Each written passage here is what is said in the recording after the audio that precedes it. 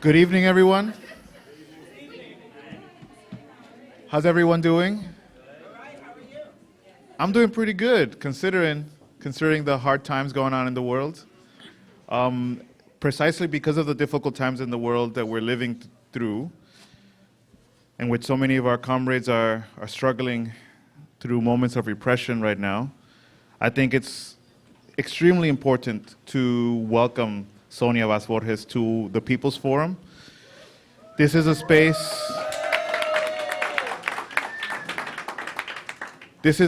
that from the moment we were born only 8 months ago, we've insisted in the importance of bringing political education to the front. We've understood that our movements, particularly in the United States, have been blinded by a spirit of anti-intellectualism that has prevented us from not only building working class unity, but actually building a true revolution in this country. So having Sonia here to present is another opportunity for us to extend this discussion, to bring other people into that process, and to, most importantly, to continue thinking collectively about what are the implications of this work today. We're happy to also say that we now consider Sonia our camarada. We're honored to have her here because of this amazing jewel of a work that she has put into our hands. If you haven't gotten the book already, I strongly recommend it. We're also very honored to have Comrade Craig Gilmore. We're excited for the discussion that will come today. Thank you.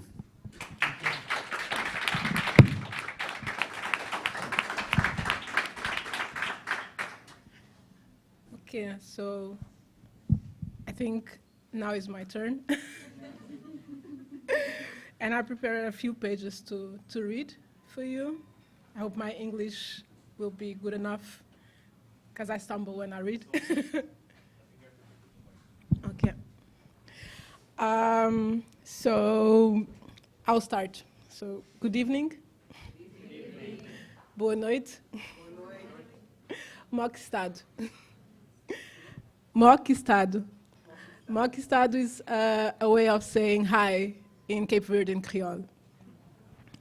So thank you very much for being here present today at the People's Forum for the launch of my book, Militant Education, Liberation Struggle, Consciousness, the PAIGC Education in Guinea Bissau, 1963-1978, here at this amazing place. The project was 7 years in the making, starting around 2011, 2012, when I raised a few questions in Lisbon, Portugal, about the African Party for the Independence of Guinea-Bissau and Cape Verde, like shorted PAIGC, and also about the work of Amilcar Cabral. These questions are there to ask and find the answers while based in Berlin, Germany, when doing my PhD at Humboldt University at the Institute for Erziehungswissenschaften, a long word that means education studies. It took me a couple years to learn how to say and to write it correctly. The adventure to find the answers pushed me across the world in a journey that took me to Cape Verde, Guinea-Bissau, Sweden, just to mention a few. It was at my second house here at New York, at the Center for Place, Culture and Politics, at the Graduate Center, where this book was finally shaped from a PhD dissertation and took this final orange form with 263 pages that you can see it there on the table. When in conversations about the PAIGC and Amilcar Cabral, started to become too abstract in my thoughts, I started to ask myself, how does one teach or transmit the ideals of the liberation struggle? What was the praxis of Cabral, words in loco, in the field of the armed struggle in the forests of Guinea-Bissau? Were there schools during the liberation struggle? Well, there were school manuals that I knew from my master's degree research. So I assume that schools also existed. So my main question was, if school existed, can a liberation struggle be considered educational practice? If the answer was to be positive, Then how Cabral and his comrades put their thoughts into practice. Where could we see these practices? But if the answer was to be negative or no, then what is the definition and the practices of what we call today a liberation struggle?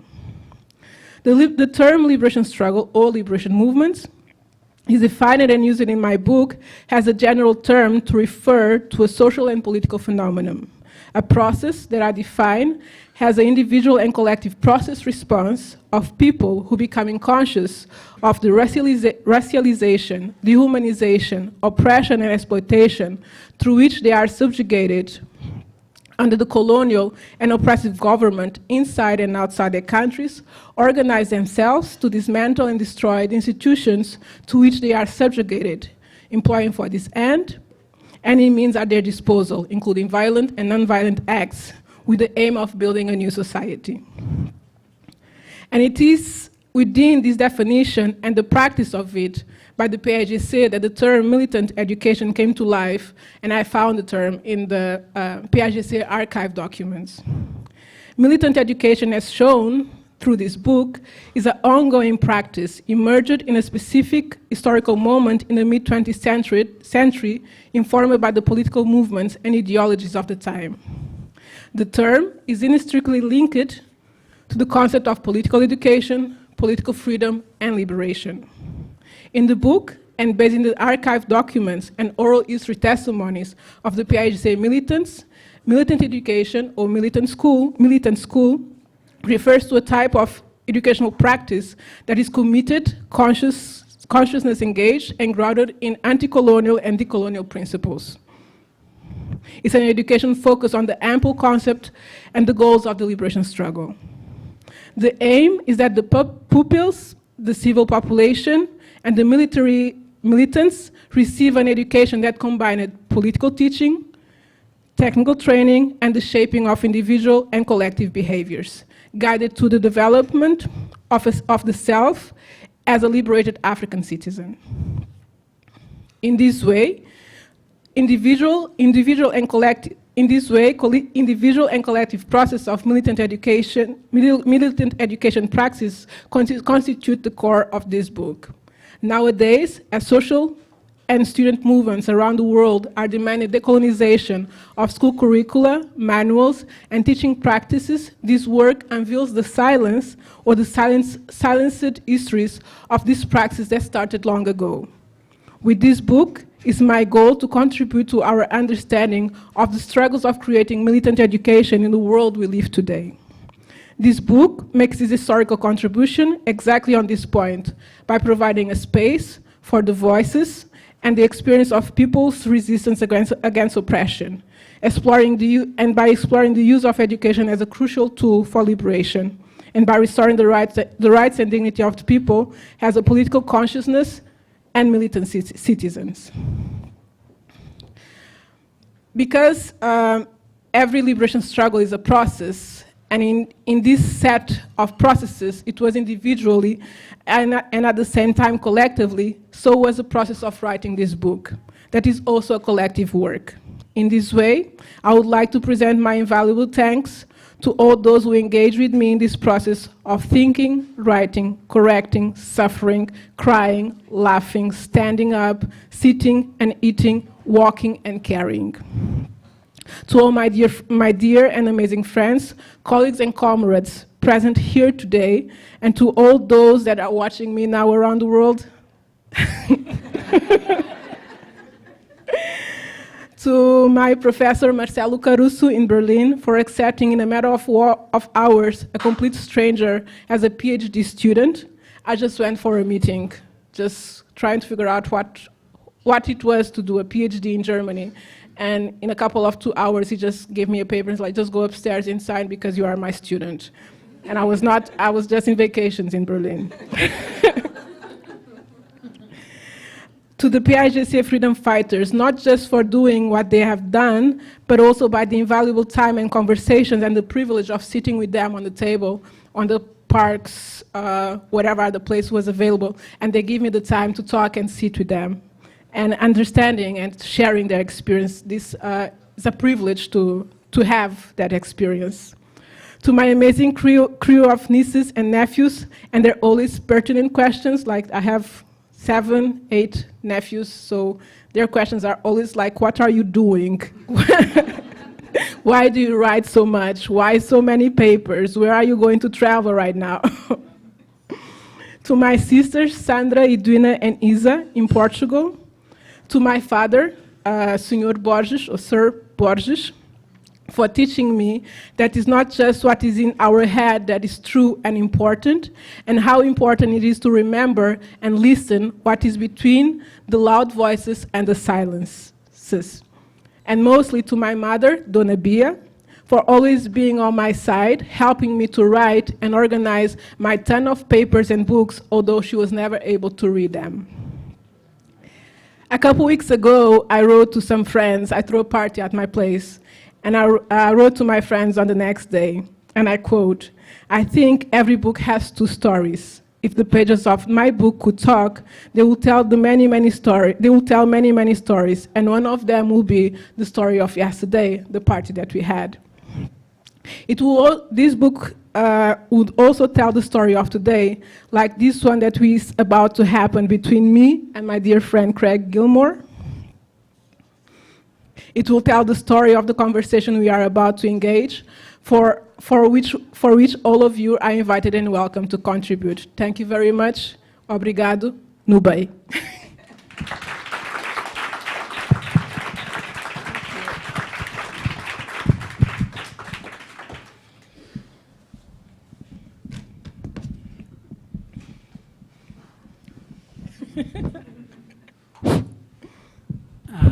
Thank you, Sonia. Thank you, you, People's Forum, for the invitation. Thank all of you for coming out.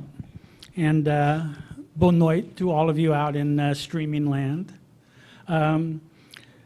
Sonia, I'd like to take up, let's start with the stories your book might tell about where it came from. Let's start with maybe your family, a little bit more about your family, your childhood, your education, before your PhD. Like, where did you come from? Well, I come from a small city in the periphery of Lisbon called Amadora. That was where I was raised with my family, that migrated from Cape Verde in the 1970s. My father was, my father, he had done all the military service in Cape Verde, and he was supposed to go to war in Angola. And because he didn't want to go to the war, and it's like, I'm not going to kill, and I'm not going to get involved in a war that is not mine to do. He was going to fight from the Portuguese side. He asked for permission to go to Portugal in order to say goodbye to his father, who was living there at that time. He was like, I have to go visit my father because I don't know if I'm going to war, I don't know if I'm going to return. And so he lived 2 years underground in Lisbon till 1975. My mother, she immigrated to Portugal with the whole family from Cape Verde. And they met each other in Portugal. I don't remember the year, don't ask me. All I know that is my father was flirting with my mom by a gate where she worked and not far from where she was working too.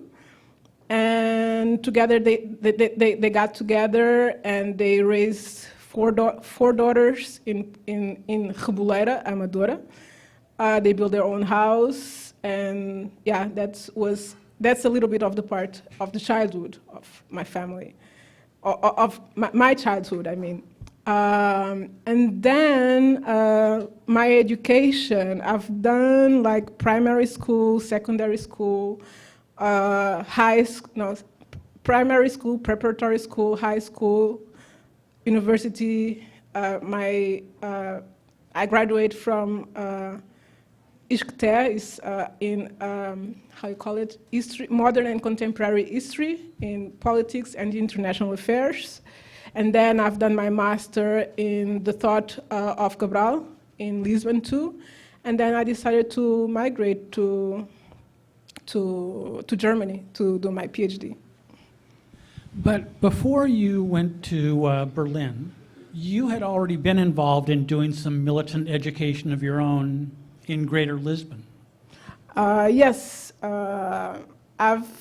in 2003, when I finished college, I started to, and I read Cabral by that time, and actually there's a funny story when I was doing my final paper for graduation, and I tell my professor that I want to study the thought of Cabral and the impact that he had on the revolution in Portugal, the April 25th. And my professor, he just turned to me, no, we are not studying African history. This is, you have to do something related to Portugal, not with Africa. Somehow I convinced, or I struggled with my professor, like, no, but if Portugal was the colonizer, then this is related with history of Portugal. I think he didn't want me to study, like, he didn't want to admit that the PAIGC had a great impact on the revolution in Portugal. So I've done that work. And then when I finished, I was feeling like, okay, I've done 4 years of college degree, but I learned very few about Africa. Or about from where I come from. It was just like the last year, and it was because I wanted to know more. And so together with a couple of friends, my sisters, a little bit of my family, and other friends, we just got together and we create this organization called Encontros, which means a meeting, or meeting point. And we start to develop organize some groups, some study groups, and showing some films, following by discussion, and start to develop a little bit more the organization and do international exchanges with other countries, with other people, in order to understand this process of education and also the second generation. So the organization, it was from 2004 till 2011. Between 2007 and 2011, we published a collection of notebooks called Cadernos Consciência e Resistência Negra, which is like notebooks for consciousness and black resistance. And we've done that because since 1960s, that no organization in Portugal was publishing educational material where you could learn about Africa, about the revolution, about the thought of Cabral. And what we were doing is like asking people to write, but also translating some material. And we published that, and we sell it like the booklets for less than $1, I think. And it was all printed, and you had to fold everything, and then we distribute it. And it was part of the project of Militant Education.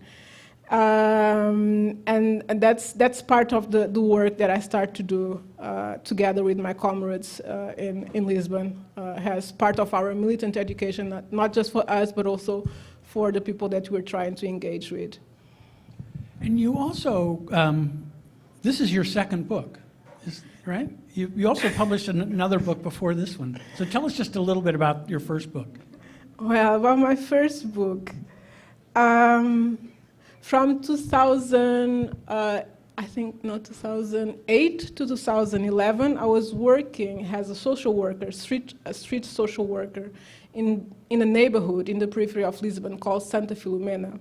The neighborhood was built by African migrants during the 70s. And my work was to give parental training, which is quite a funny thing. Like, for somebody who doesn't have a kid, how do you give parental training?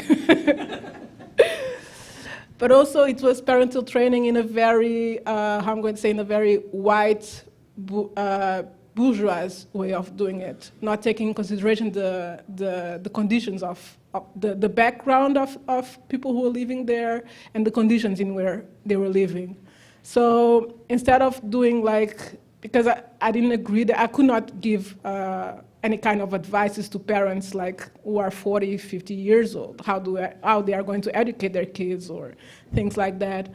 So I decided to be responsible for the how you call it, Clube do Patrimônio, which is like a club related with the patrimony, and we just we have done some small journals that we distributed around the neighborhood. And it was through the conversation with the kids that they were like, we don't know the story of this neighborhood. We know the ways to get from one house to the other. We know a little bit of the story of our parents or of our neighbors, but there is nothing that you can find in the archives. Like, not that they were going to the archives, but there was nothing written about them that it was good. It was like, it's a problematic neighborhood, black people living there, drugs, police, and it's like, but we have other stories to tell from where we grow up.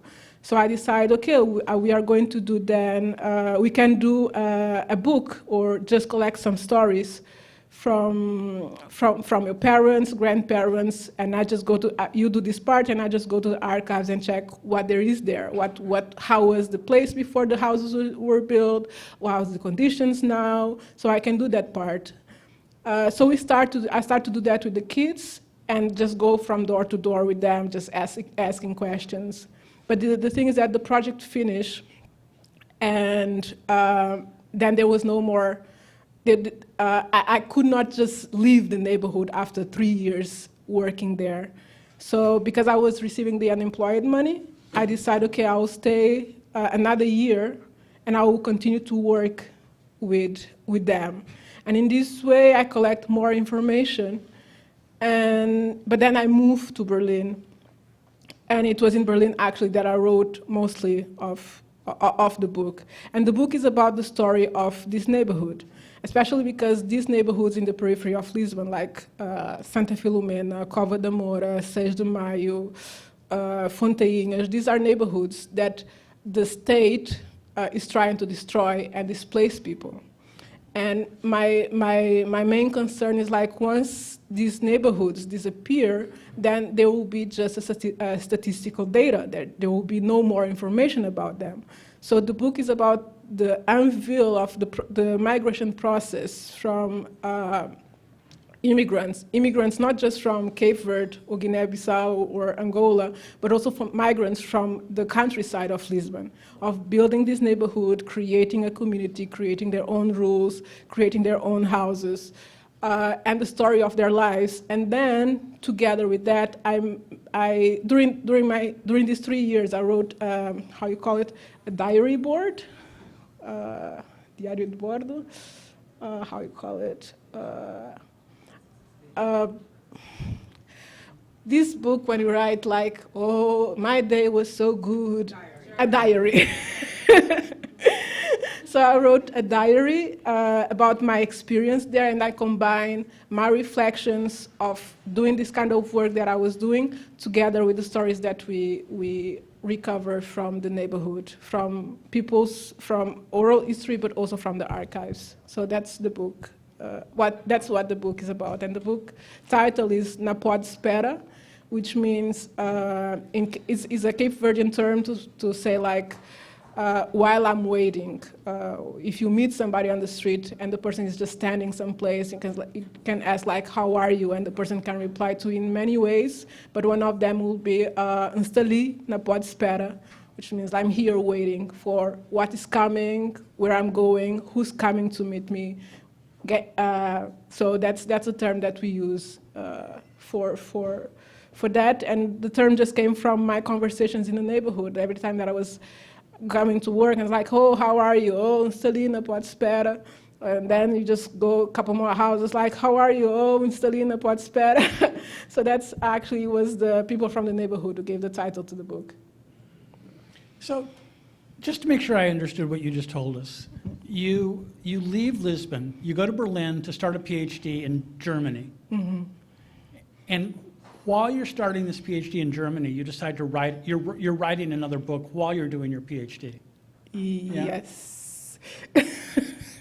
Okay. In your spare time. So how did this topic come to you? How did the subject of the book come to you? When did you decide this is what you wanted to do? Well, it's funny to say. As I told you, I was in Berlin for doing an internship of 3 months, and then it was my period of like I just took a small short vacations there, and I was talking with a friend because I wanted to pursue a PhD, but I knew that I didn't want to do it in Portugal because of, like, I already gave you an introduction of how it was like even to finish the college with a theme like nobody would like to study at that time.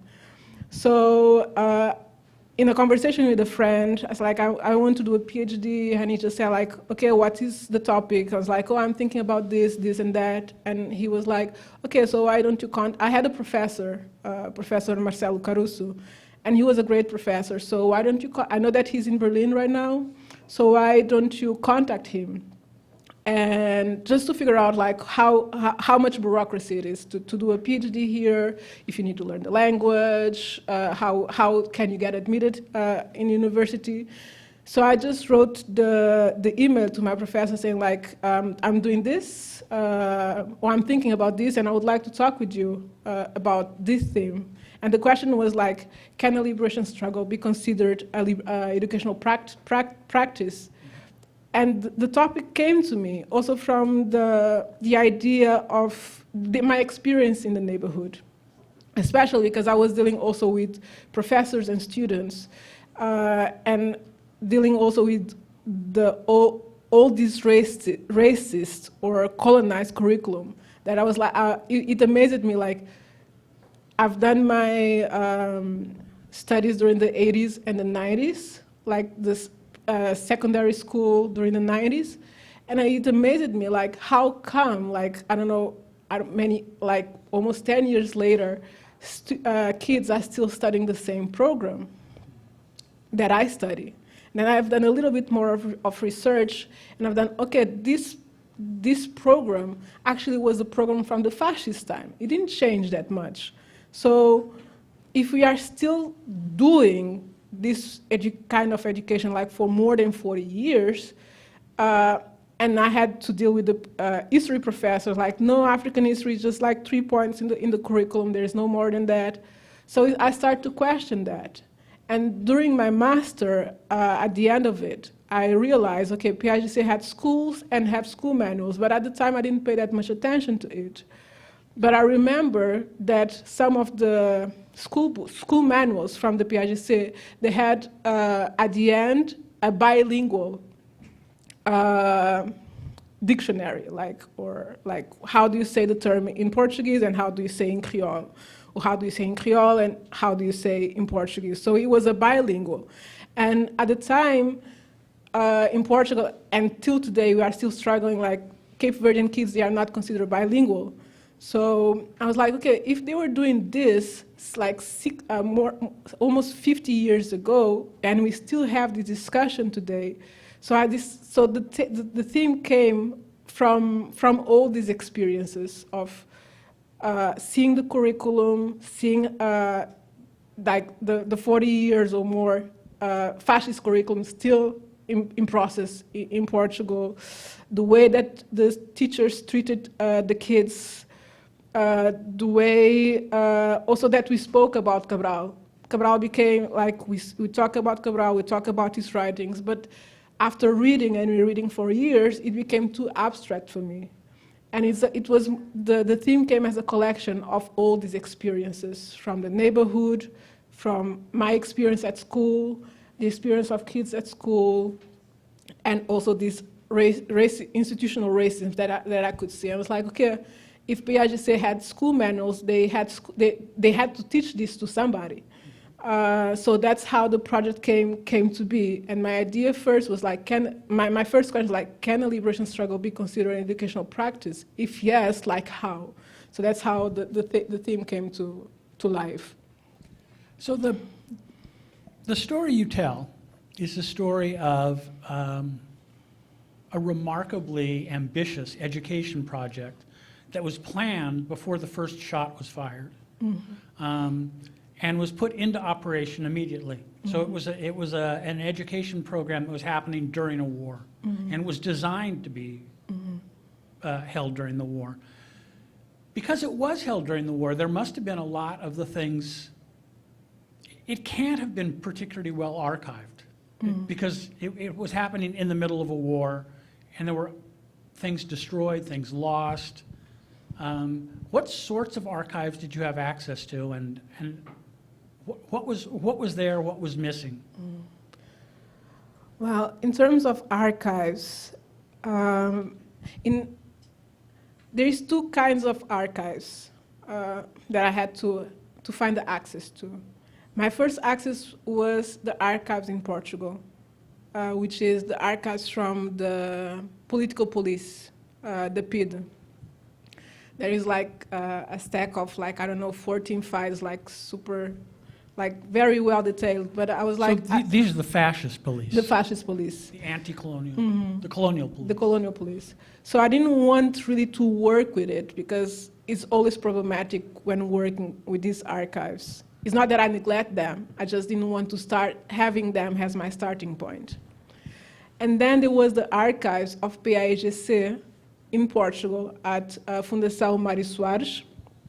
And these were the archives that were recovered from the civil war that happened in Guinea Bissau in 1998. So they were all in Portugal in a digitized form that you could only have access in Portugal. And at the time I was living in Germany. So I booked my flight to Portugal in order to spend like, I don't know how many days in the archives and print as much as I could, because there was no other way to have access to it. And the thing is that each copy, like one page would cost like 50 cents. So, and I don't know how many pages, like I have a stack of paper that I don't know how, if I had to sell by the price that they were asking for it, I would have a bunch of money now. But the thing is that luckily, when I arrived to Portugal, and because it was the anniversary of the death of Cabral, I think it was the 40 anniversary, if I'm not wrong. So they opened the archive like to the public, so it was available online. So instead of spending my time at the archives, I just spent my time at home with my friends downloading everything that was possible, because like, let's download this because we don't know when they are going to close the source and we have to pay for them again. So those were the archives that I had. And after putting them all together, I started to realize there's something missing here. I have the school manuals, I have the school regulation, I have the pictures from the school, but I could not put it together because there was also some gaps because of the Civil War, most of the material was destroyed. So how do I link the school regulation with the manual? And how do I deal with this curriculum? And that part that was missing, I was like, okay, and there were some names in the archives, like a couple of names of people. Like, okay, but if the process was not so long ago, so I might have, I can still find some people possibly in Cape Verde or Guinea Bissau. And that was when I decided, okay, I'll complement this archive, this written archive, with, or present this written archive to the PAIGC militants, and maybe they can give me some clue about how do I link or how do I connect this material. And that took me to a second part of the archive that I call today the walking archive. It's the conversations with the PAIGC militants that helped me to put this archive together, or to make sense of all this material that I collected from the internet and from the archive in Portugal from Fundação Mário Soares. But then there was another archives in Sweden, so I had to travel to Sweden to find more material. So I had between the old archives, it was very dispersed. We have archive in Portugal, we have archive in Guinea-Bissau, we have archive in Cape Verde, we have archive in Sweden, we have archives in Germany. But the funny thing is that archives outside is just paper. But once you go to Guinea-Bissau and Cape Verde, the archive becomes a person. And that was the exciting part of, that was the most exciting part of the archives. So tell us more about those interviews. Like you found a few names in the archive. So you started you tracked those people down, you phoned them, you wrote them, you emailed them. Like, how did you make contact? How did you find the people that you interviewed, and what were the interviews like? Well, I arrived to Cape Verde. It was my first trip to Cape Verde, and I traveled with my mom. And I just had like I have 5 names on my list. And you hadn't contacted any of them yet? No, I had no contact with them. I knew that in Cape Verde there was the Amilcar Cabral Foundation, so I was like, okay, I will just go to them, and maybe they will give me some clue of who these people were and where can I find them. And it happened to be like when I got there, I presented my project, that just one person of my list was in Cape Verde, alive. 2 were dead, and the other 2 were in Guinea Bissau. And I was like, okay, that's going to be a hard task now, because I came here in the expectations of finding a lot of PAIGC militants, and then I just have one name. And it was like, oh, but don't worry, there's many other comrades here. And like there is this professor, Lilica Boal, Maria da Luz Boal, actually was a director of Escola Piloto in Guinea-Bissau. And there is this other comrade, Cursino Tolentino. And there is this other comrade, like Commander Agnello Dantas. And there is the president of the country, the former president of the country, Pedro Pires. It's like, okay, like the list started to grow. It's like, okay, I'll start with these few. And then they just gave me the phone number or the address. So I have to go around and knock the doors, like without even like, oh, I'm going to pass. There is no way of like, oh, I'm going to pass by. You just go, find a house, go from neighbor to neighbor, like I'm searching for this person. And then they indicated like how to get there.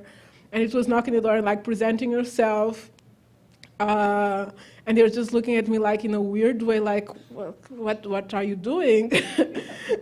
And so that's how I got to the contact with the freedom fighters in Cape Verde. There I interviewed teachers, students, military, nurses, and including the former president of the country. And I was like, oh God, I can't believe that this is happening to me. And during the interview, his phone was always ringing. I was like, I will not get anything from this interview because it's making how you call it, his connection with the recorder. Mm-hmm. So I was like, it's just stopping. When I was transcribing his interview, I had like, okay, there is like the short minutes of seconds that I can't hear anything because they was intercepting with the recording.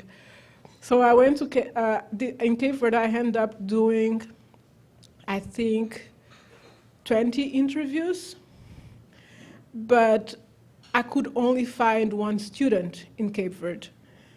And I was like, okay, but I need to, now I have the perspective of the teachers, of some teachers, of the military, of parents, because teachers are also parents and they had their kids in the school. But now I need a much broader vision of where actually it happens. So now I have to travel to Guinea-Bissau. So I went to Guinea-Bissau. In Guinea-Bissau, I had like just a couple of names. And it was basically the same process, going contact these first names on my list, and then just go from door to door and asking who knew who, and how do I get there, and then find the time to interview them. And first of all, when I got in Cape Verde, it was much more easy to contact people. People are not so much afraid of, but in Guinea-Bissau, because I went to Guinea-Bissau after a coup d'etat and during the elections. So it was a really hard, nobody trusted nobody.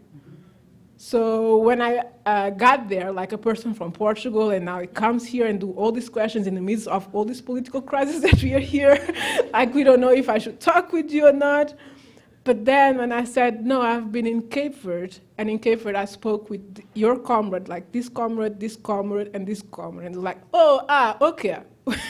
So then it's fine, we can trust you. And it was like, again, this snowball always presenting people to interview.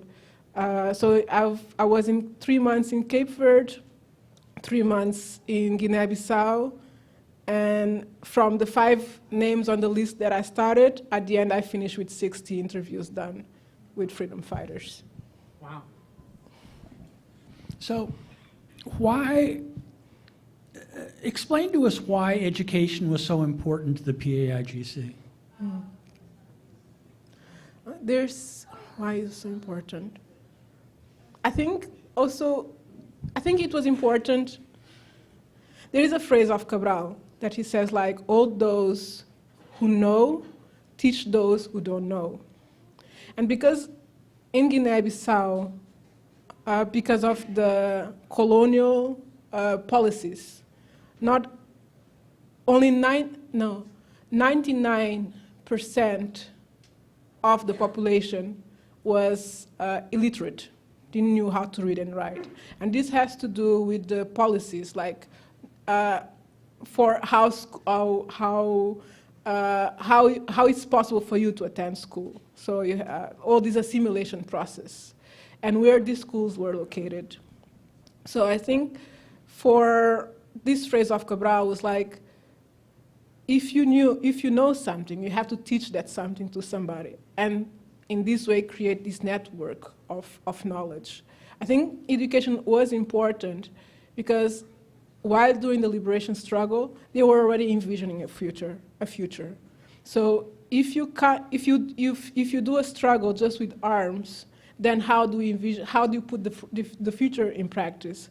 So I think education for the PAIGC was the main core of the struggle, because it was through education that they were going not just to achieve independence, which is like we have our territorial freedom or independence, but also how from independence you go from liberation. And education was a process for liberation, which independence was just in the path of doing it. So for, it seems to me reading your book that there's a sense in which there are basic skills like literacy and numeracy, which virtually, as you said, only 1% of the population knew.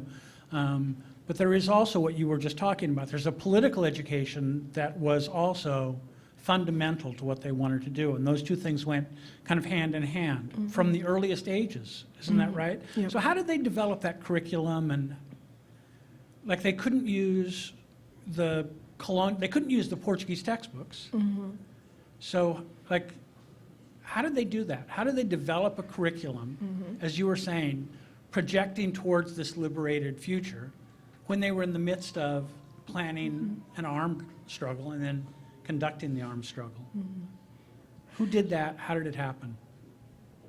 The curriculum was developed on the daily basis. It was not a curriculum that was already done from top down, but it was done in the midst of the liberation struggle and with the ideals of the ideals of the liberation struggle. So the basis of the curriculum was the PAIGC ideals for liberation. How did they done?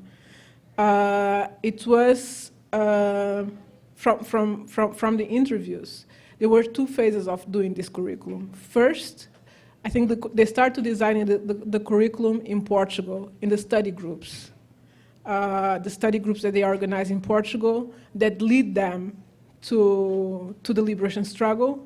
Then they start, is an extension of that curriculum of self re-education that they started in Portugal.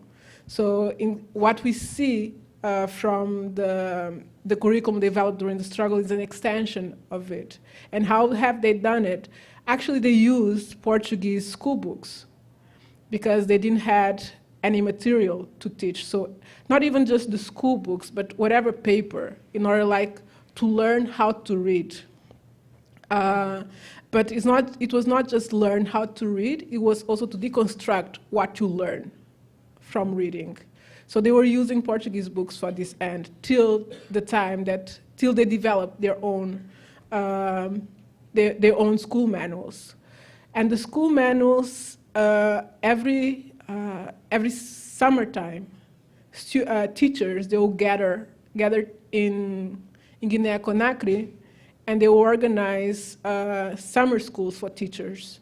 And it was within these summer schools that everybody will bring their experiences from the liberated zones, that they will put it together, the curriculum. It was from their experiences, from their education also, because teachers, they had to do their self-education based on the party, on PAIGC program. So that's how the curriculum came to life. But it was being developed on a daily basis in the liberations, in the jungles or in the forests of Guinea-Bissau, then brought together in the summertime for this teachers training, and it was within this teachers training that the curriculum was being developed in local and in a collective way.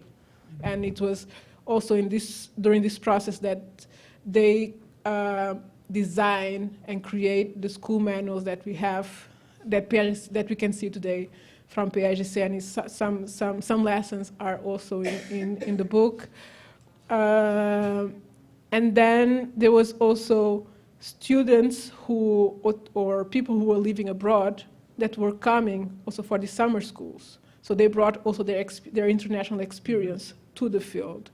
And somehow, and this it was a collective curriculum that was developed in local, based on their own process of self-re-education, but also on the program of PAIGC and the envisioning the country after the struggle or after independence.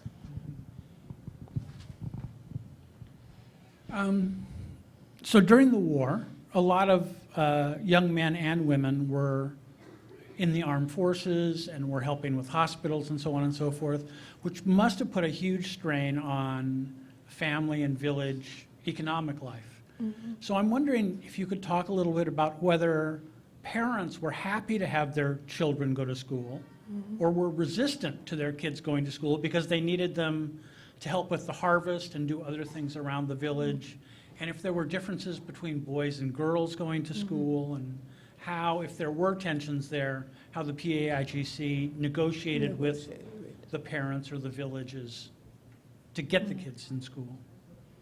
Well, there was a conflict at the beginning of sending kids to school. Parents, first of all, because it was an armed struggle, so parents were afraid of sending their kids to the school because they could be bombed at any time and they will never return home. So that was one of the main fears. The second fear was exactly what you said, like there is these domestic tasks that they had to do, that kids were doing, and if they go to school, then who's going to do them?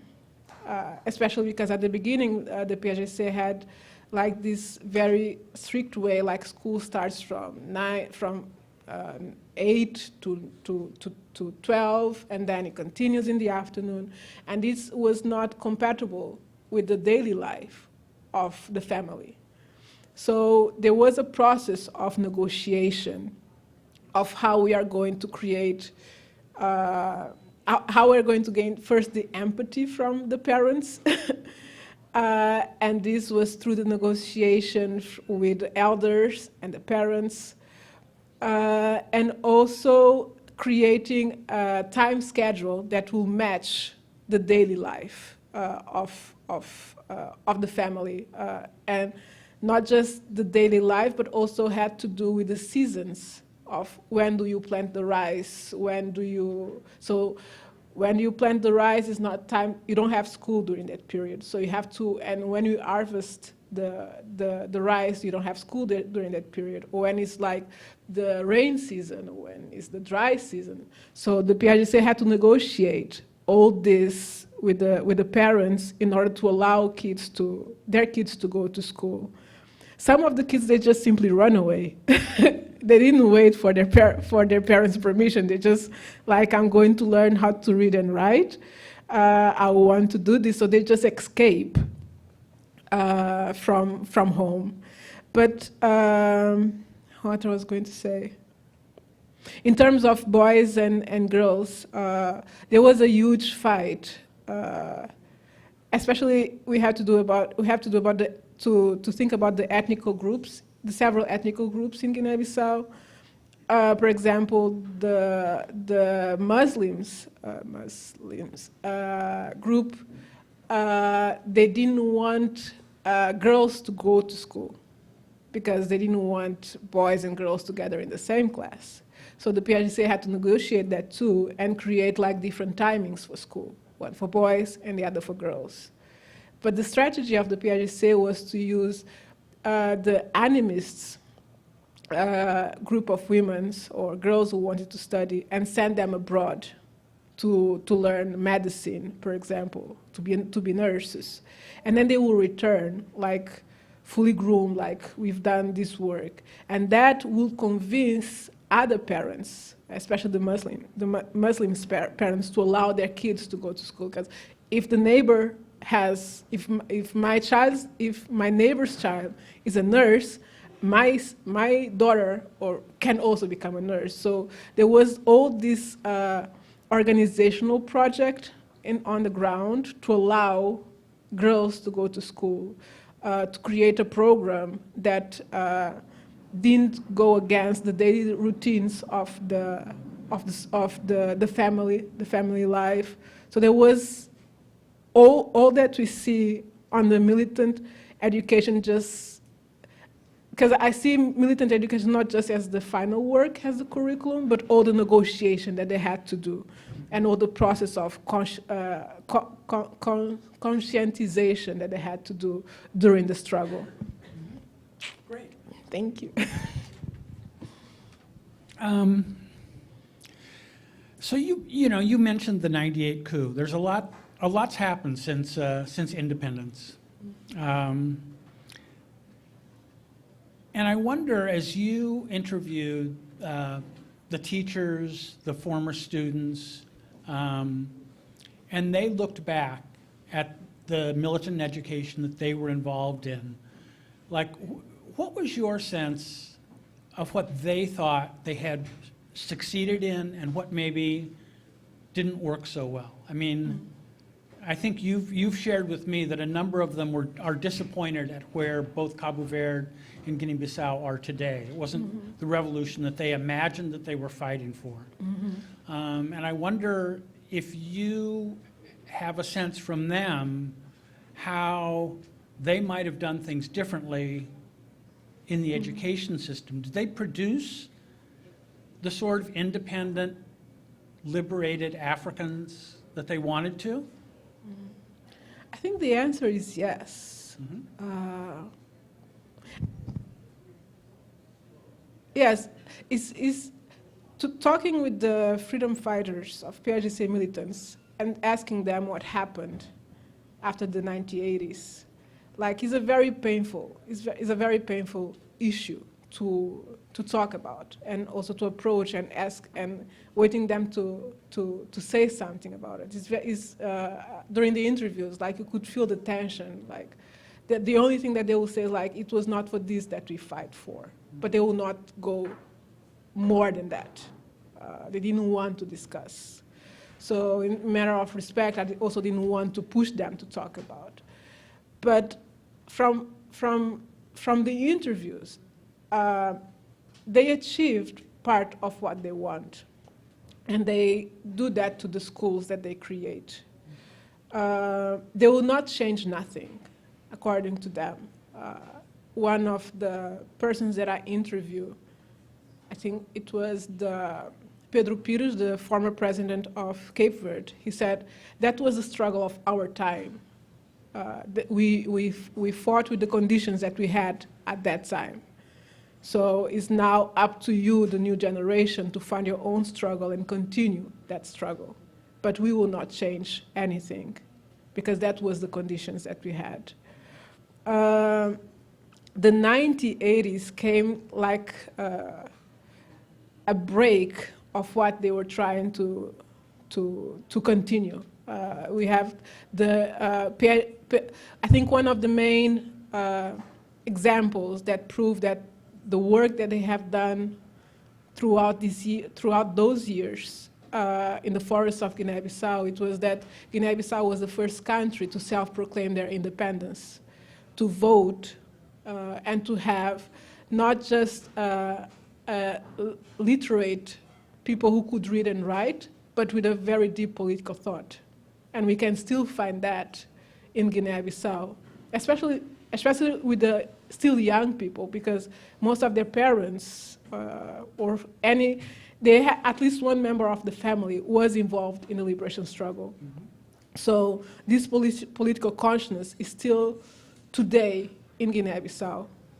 So I will not see the educational project as a failure, or if they fail, but I will see it as something that still happen, but in the shadows. It's not visible the way we want it to be visible, but it still happens in the shadow. And if you go to Guinea-Bissau, this process is very much alive. There are people who's trying to reconstruct these experiences or these practices that happened during the struggle. And then there is after 1975. Up from 1975, PAIGC started to create different kinds of schools, and this time they had to move from the forest to the city. So they were developing a new curriculum or a new set of schools where what was practiced during the struggle in the forest could be how they could manage to put it together with what was happening in the city.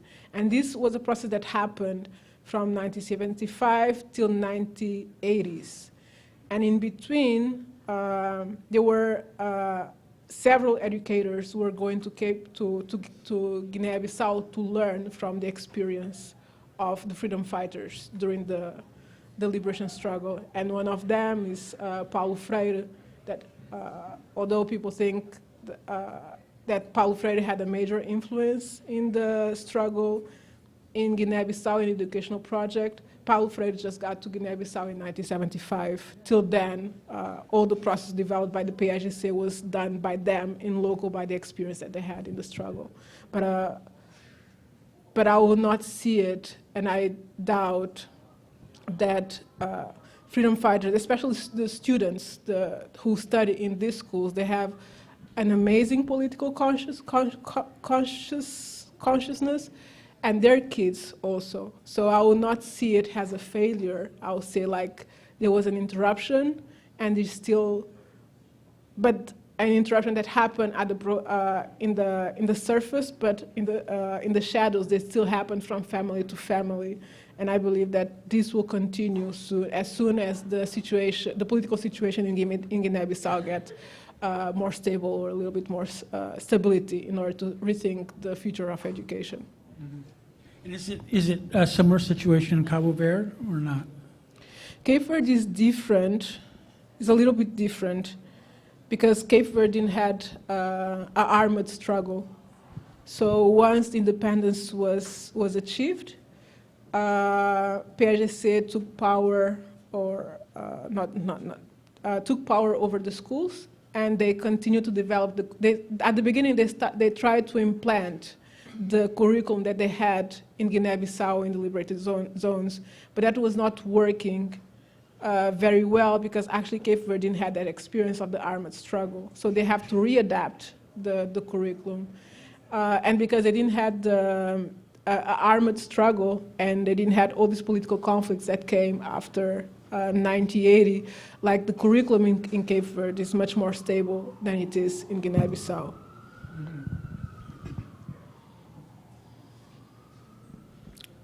So I've just got one more set of questions, which Okay. is, and it's something you raised in your introduction, and it's about what lessons, I guess, your book and the struggle in Guinea Bissau and Cabo Verde have for people around the world who are trying to decolonize epistemologies, curriculum, who's teaching. I mean, that's happening everywhere in the world, I think. What can this story teach us today? Oh, that's a good question, Craig. I think I will need a couple of minutes to think about. I think the main lesson that this book brings, or that I try to achieve with this book, is to understand the liberation struggle as a process and understand the process of decolonizing the curriculum has a process too, and not just has. I think that's the main lesson that I think the book brings, and it brings the experiences inside the struggle. We have a collective struggle and we have an individual struggle, and both of them goes hand in hand. They go together. I think that the main lesson that this book brings is like the process and the praxis of doing it, of how do you think about decolonizing a curriculum? What kind of curriculum do you want? What do you want? What do you mean by decolonizing a curriculum? I think that's the main question. And because if you see by the experience of PAIGC, they had to use the Portuguese books for teaching how to read and write. But at the same time, they had to decolonize what they were reading. And I think that's part of the process of decolonizing the curriculum and understanding it as a process, as an ongoing process that we decolonize what we decolonize now, we will decolonize later, and so on and so on. And I think what this book brings is this process exactly, and the experience of the people who've done this work. And I think from what I learned by doing this research is it's a long walk. It's really a long and patient walk that it has to be done individually, but also in a collective way. So, yeah. I hope I answered your question. No, you did. You did. I mean, the other thing I was thinking was, when you were talking about the attempt to bring the militant education to Cabo Verde and how then it had to be adapted for the local circumstances, that seemed like a very, Cabralian response. It's like, we can bring a model from anywhere, but we have to know the place we're trying to use it. And we can't impose something, the decolonial model that works in your university might not work in my university. We can trade ideas, we can test things out, but there's that insistence that, what's happening on the ground is going to determine what works and what doesn't work. Exactly. Which to me is like Cabral's great lesson. Yeah. The Cabral great lesson is like you can't copy a revolution. You can inspire in a revolution, but you have to take in account the conditions in what we are going to do the revolution. I think that was what happened in Guinea Bissau, and especially on the field of education. They could copy paste any other program from any other country, but instead they decided we are going to create something. According to what we want to achieve and the conditions that we have. So it was not a copy-paste revolution. So I think, and with the Cape Verde, as you said, was exactly what happened. We are going to readapt the education to the conditions that we have here now.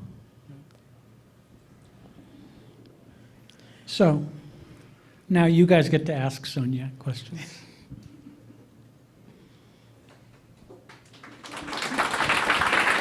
Thank you.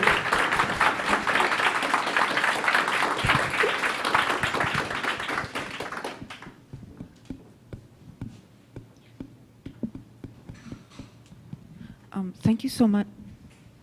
Is it on? Thank you so much. My question is, I'm curious if you've had any other interactions with the Mário Soares Foundation aside from downloading, if they've been supportive of your research in any other way. Well, they allow me to use the pictures. Not that they allow, I had to pay for them in order to have them in the book. But that was the only support that I had from the Mário Soares Foundation.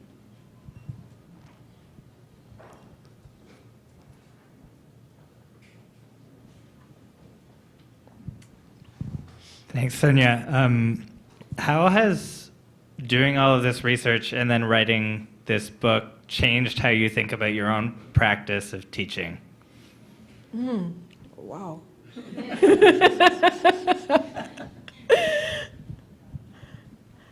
How did it change my own practice of teaching? Well, when I was in Portugal and I was doing this kind of, doing militant education, but without having this background, I was much more strict in the way of teaching. I didn't knew how to create dynamics. I didn't have all this background of how doing research, how it costs to do research, how to organize the thoughts of doing research. And what I learned from this book is that now I can transmit to my students this practice of doing research, and also this create a new dynamic in the classroom, inside the classroom and in the classroom and outside the classroom. Like there are some people who are my students here. Like I'm here, and I think at some point I said, like, I'm a professor here in the classroom, but outside I'm a person, and I want this person also to be in the classroom, not just to be like this hierarchical way of who's the professor and who are the students, but also create this how you call it, symbiosis of learning collectively from between teachers and between me and the students. But it changes the way I see the classroom itself. It changes really the way I see the classroom. What I used to see when I was in Portugal and how I see it now, after all the stories that I collect, from all the stories, how I learn what the classroom is and can be.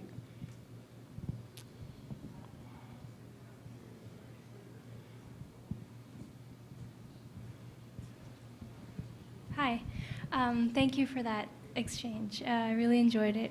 So I had a question about language. So in your sort of perusal of the archive and talking to people, what did people decide about language in terms of being the medium of this decolonial militant education?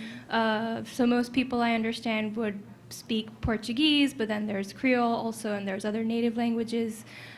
So what was that deliberation process like, if there was one, and what was the eventual language of the education?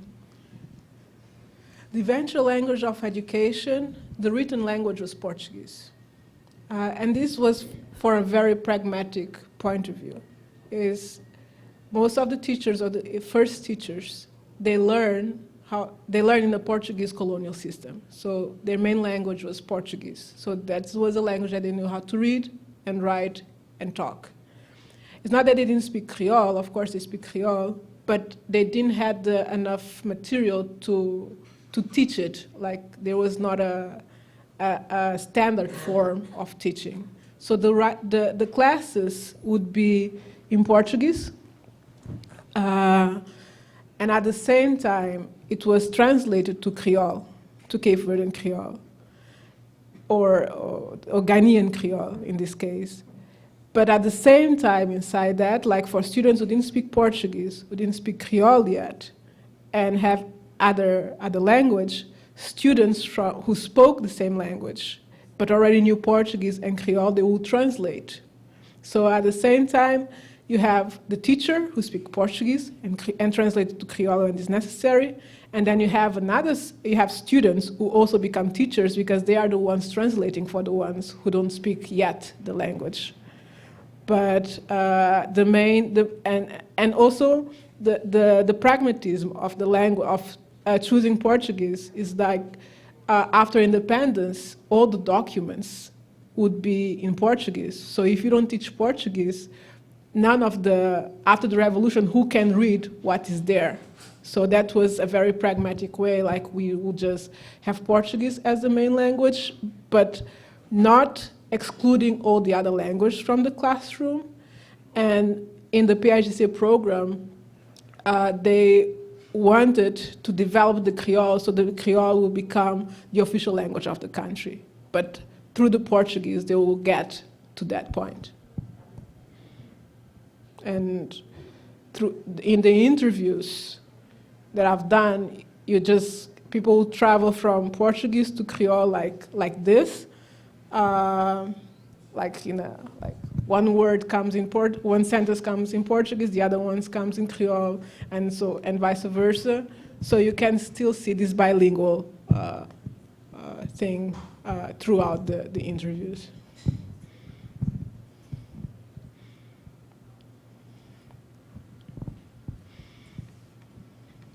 Thank you so much. You mentioned the summer gatherings where the teachers told stories and shared their experiences, and I wondered if you could say more about who the teachers were and the process of teacher education, teacher training in the different places. Teacher education, teacher training. So there were four main professors at the summer schools. Maria da Luz Boal, who was the main school, Escola Piloto director, Cabral. There was Maya. She passed away. I didn't get the opportunity to meet her. And two other professors.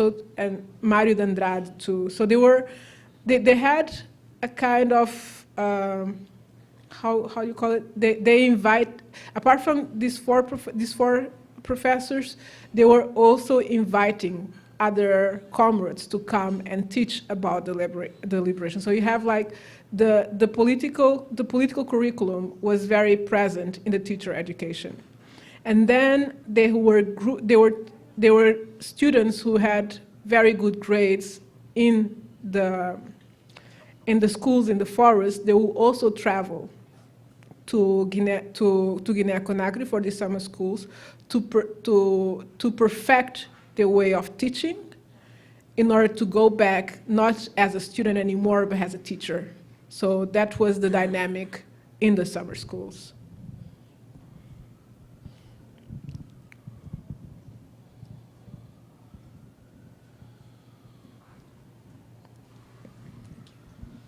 Thank you, Sonia. So you mentioned that at some point in time they started to send some of the girl students abroad to study, and a lot of them became nurses.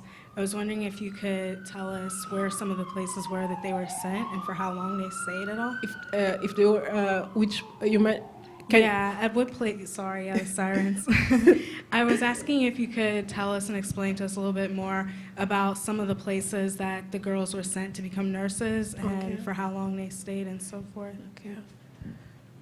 The first group of nurses was sent to Ghana, like to be trained in Ghana. And then after they returned, the second group was sent to the Soviet Union. And then some of them went to Cuba. Others were being trained in Guinea Bissau, in the forests of Guinea Bissau, with the Cuban doctors who came for the revolution, for the liberation struggle, and some other countries like DDR, like Germany, like the GDR. Sorry, it's just the Germans just say DDR. I always messed up. So for the GDR, and those were the main countries that they were sending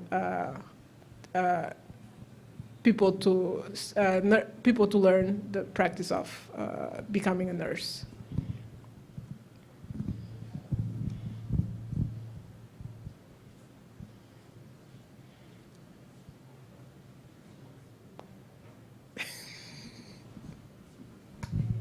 Thank you so much. Given that the not literacy rate at the beginning of the revolution was 99 point whatever %, were there also adults who attended the schools in the liberation zones? And if so, was there the same kind of complex negotiation to make that possible? And what were some of the conflicts, if any, and compromises? In terms of adults, most of them who were learning to learn how to read and write, they were part of the military, and this was important for them to know how to read and write. Of course, they had political classes. That was always there, but it was important for them to know how to read and write because they had to read like the directives, like how first of all, they had to know how to shoot a gun. They had to learn how to read, I don't know, like if you have how you call it, bazooka or something like that, you have to know how to read. You have to know the numbers in order to get, you have to do some math in order to do that. So they were learning, the adults were learning how to read and write the military because of that. And other adults, they were learning in order to teach, to continue to teach, to perfect their way of, their practice of reading and writing in order to continue. I don't think there was a conflict, at least that was not present in the interviews or not, and in the archives that I had access to. But, for example, there was the Centro de Instrução Política Militar, the Center for Military and Political Instruction, where apart from learning the military, how you call it, military practice, like how to shoot a gun and all the things that was important for the armed struggle, they had political classes, and they had the literacy courses that basically was the same one that was being used for children.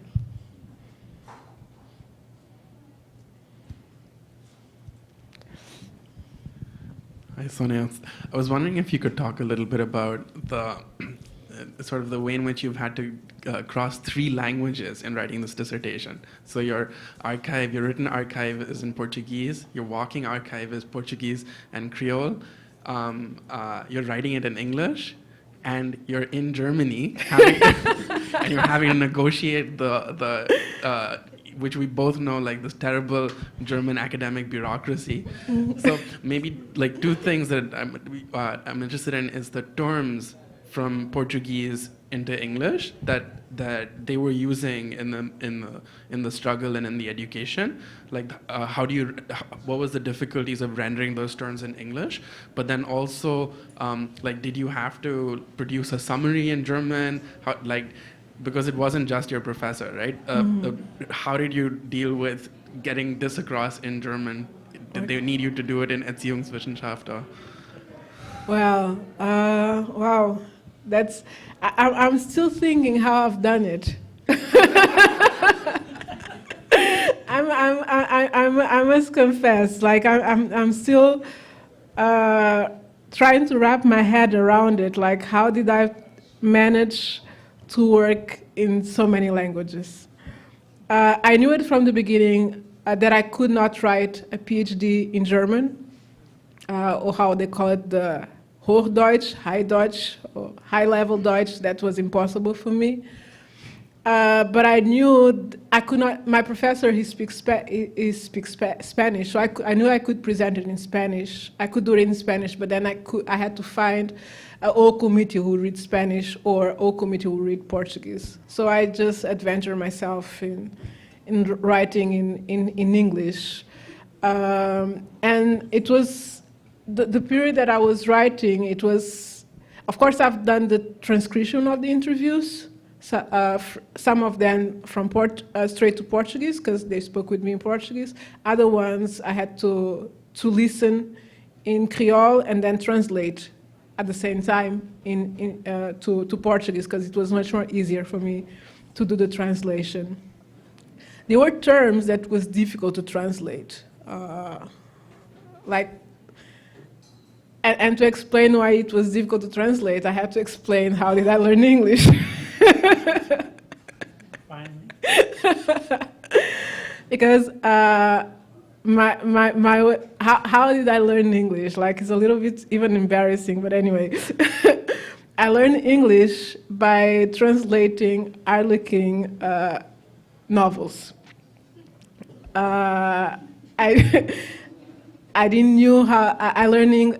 My professor on the 6th grade, she explained me the basis of English, how to do it, and I spent the whole summer reading like these Harlequin novels that I found in the garbage that my neighbor had, with a dictionary and with a English Portuguese dictionary, and reading and translating all these terms. That's how I learned English. And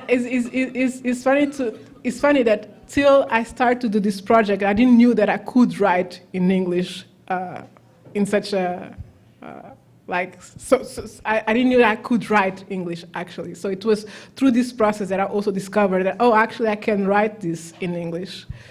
So there were terms that I didn't know how to translate. Of course, you use Google Translator.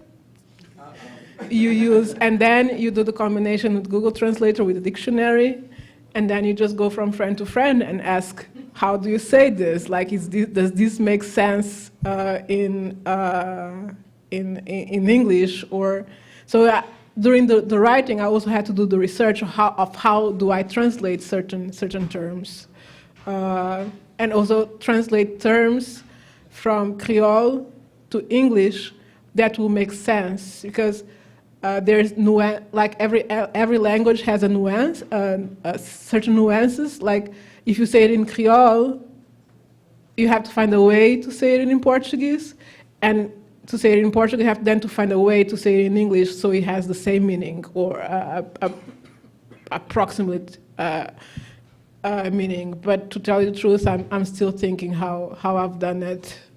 How I've done that is like. Because I don't want to drive myself crazy, I've done it and that's it.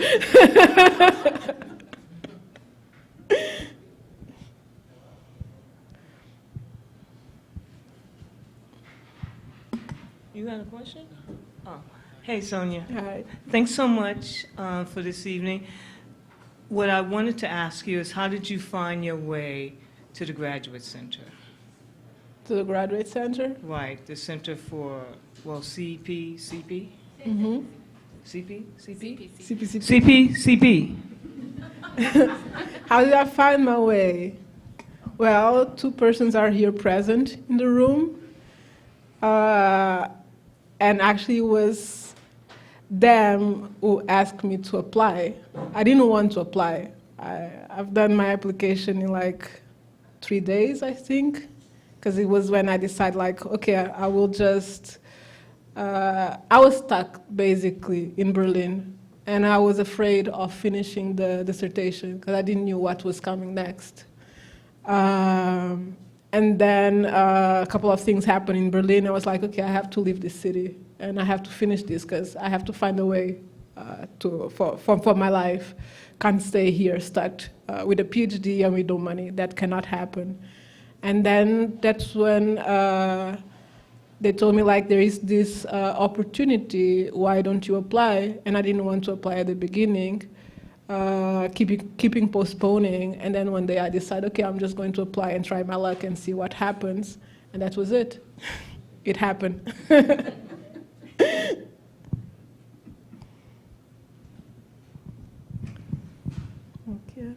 Any other question?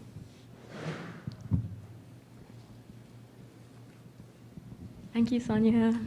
I have a question about the relationship between Cape Verde and Guinea-Bissau, and I was wondering how, if, first of all, their different positions in the colonial economy shaped the political education and the curriculum development in those two places, and what the relationship was between. But now, or during the liberation during struggle. the liberation struggle. There was a hierarchy. Portuguese colonialism, and I think every kind of colonialism, had done create this set of hierarchies of the colonized territories. I don't like to call it colonies. I like to call it colonized territories. But also hierarchy within the people in these territories. For example, the indigenous statute was not applied in Cape Verde, but it was applied in Guinea-Bissau, Angola, and Mozambique. So that creates already a hierarchy of where the colonized territory is placed within the colonial structure. And I think that dictates of how the struggle was done to. And also because the liberation struggle, although there was a plan of doing it, or to extend it to Cape Verde, it ended up just being in Guinea-Bissau because of strategy and also limitations, because Cape Verde are islands. So how do you do? And it's not just one island, it's like 10 islands. So how do you do a liberation struggle in 10 islands, and then you still have the other country in the continent, like Guinea-Bissau. I think, did I reply, or because my head is like spinning at this moment. But the relationship between the both countries, I think also colonial, because of this stratification within the colonial system, it also dictated the relationship between the both countries and the coup d'etat at the same time. Because if you look by the Cape Verde was in the colonial system was much better positioned than Guinea-Bissau, and of course, throughout the years of colonialism, they create this weird dynamic of how the Ghanaians see the Cape Verdeans and how the Cape Verdeans see the Ghanaian and Angola and Mozambique and so on. So this stratification within of countries and people within the colonial system dictated like how this dynamic of the liberation struggle and how this dynamic is still present till today. Within both countries. Hi, thank you so much for this presentation. I'm so excited about the book. So prior to the onset of the liberation struggle and the formation of curriculum that was anticipating this struggle and the conditions for the education, I was wondering if in your research, if you came across or in discussions with people, if people discussed how the role of education in the political formation of the leadership, so not of the broader militants base, but of the people who were designing the curriculum, what kind of educational structures contributed to the formation of the PAIGC, and to the particular political orientation that they adopted?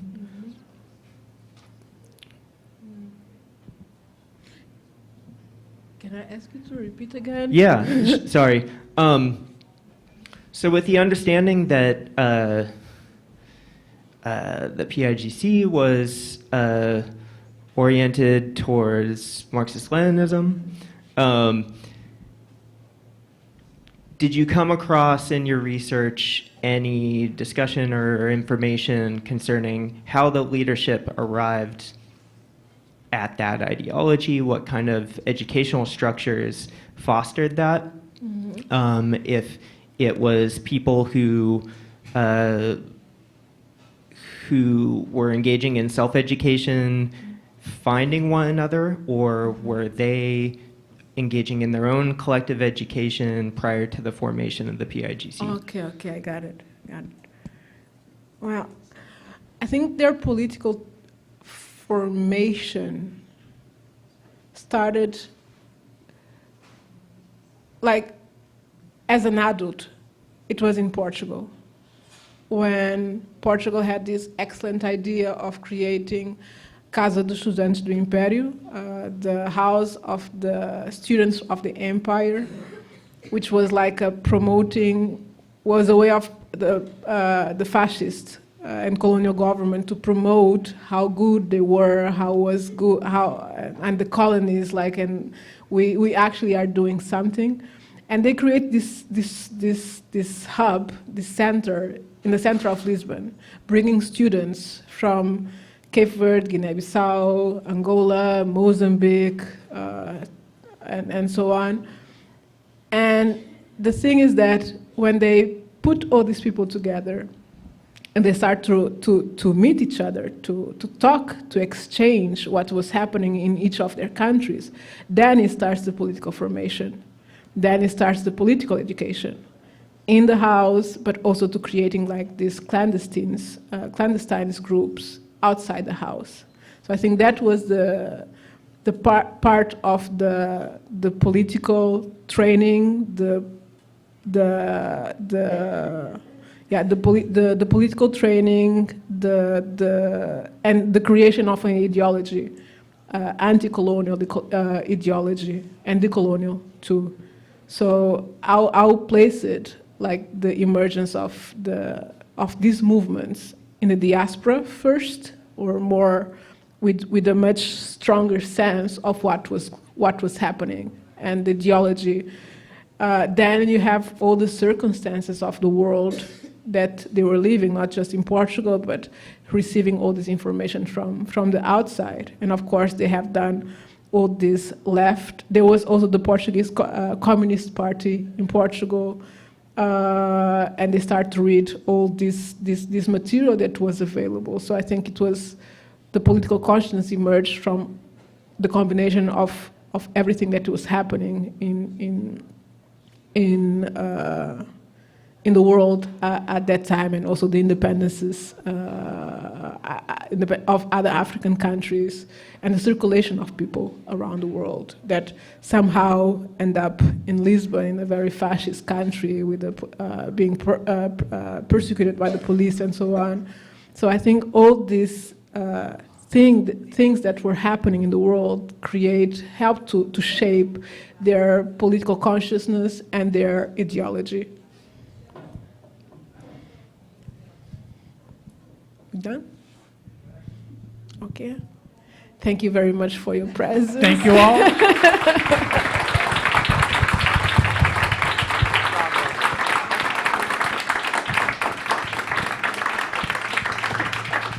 Thank you, Sonia and Craig, for this amazing discussion.